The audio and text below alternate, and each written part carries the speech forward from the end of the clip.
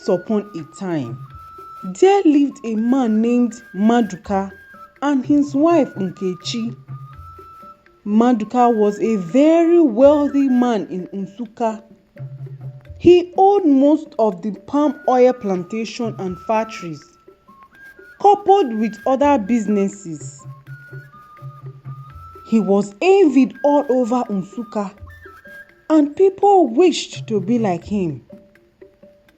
Maduka and his wife Nkechi were married for over 7 years but had no child. His wife Nkechi had gone to look for help, but no one was able to help them, as the reason for their childlessness was unknown. Nkechi and Maduka had a lot of servants working for them, but they had one in particular Nkechi treated like a child. His name was Azuka, and he was 14 years old. Azuka had been living with Nkechi since the age of 9.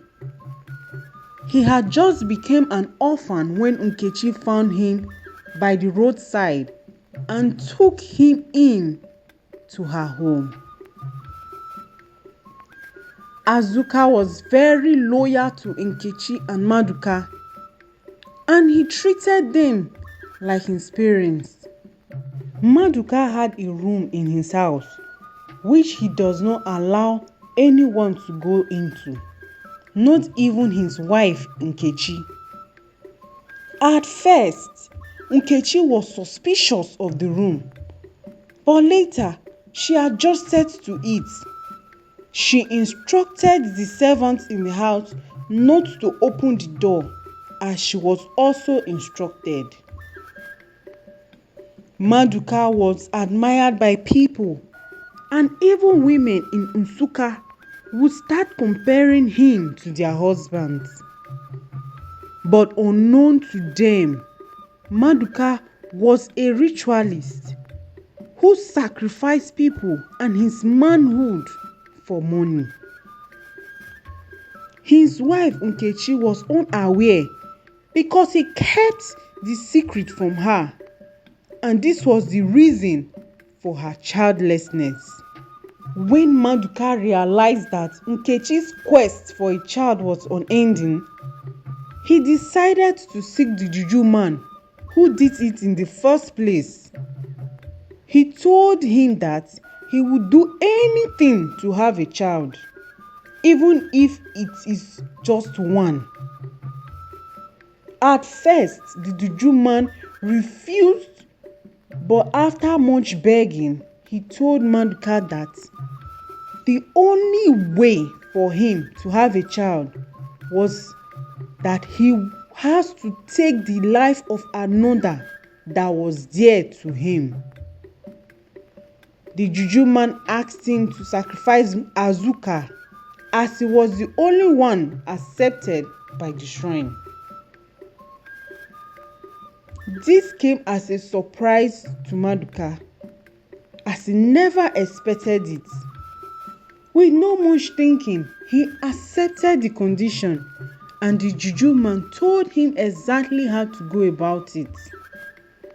The next day, he secretly took Azuka to the secret room and did exactly what the juju man had instructed. It wasn't long when Nkechi became pregnant. She was happy that at last God has answered her prayers. But Azuka's disappearance remained a mystery to her. She organized a search party to help look for him. This went on for months till she finally gave up.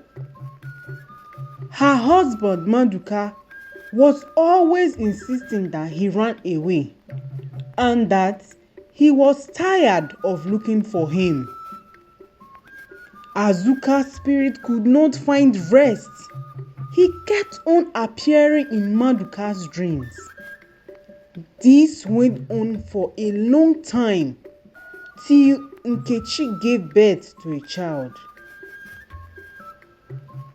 When she had her son, the entire Nsukka was filled with celebration, and Maduka and his wife threw a feast that lasted for days. Years went by, and Nkechi was still thinking about Azuka's mysterious disappearance. She brought up the issue to Maduka again, and he dismissed it before she could go any further. It wasn't long when their son became sick. Nkechi and Maduka searched everywhere for the cure to his illness, but no one was able to provide it. This troubled Nkechi so much, and she decided to find the cure, no matter what it took.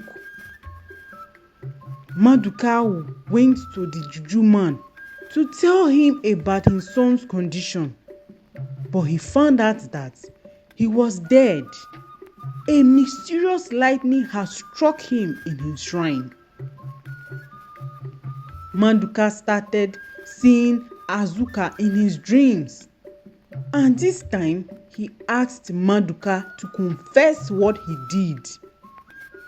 Maduka started visiting different witch doctors, and they all told him to confess, if not, his child would die. But he refused because he did not want to die. Nkechi's son's condition became very worse, and her friend told her about a very powerful church in Nsukka. She immediately went there without her husband's knowledge. When they got there, they were asked to pray, and the priest saw the vision of how Maduka has been killing people, and also told her that he was responsible for Azuka's death, and that Azuka's spirit could not find rest until he confessed.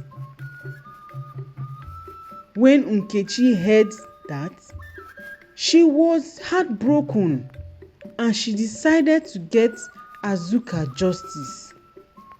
She took the priest to the secret room and set it ablaze. Immediately this happened, Maduka started confessing everything he had done, and was struck with an incurable illness in the forest he was thrown into. It wasn't up to a week. He died in the forest with no one to bury him. Azuka's spirit finally rested, and Nkechi's son was well again. This is the end of this story. Thank you for listening to this story. Please like and click on the subscribe button for more interesting stories. I'll see you in our next story time.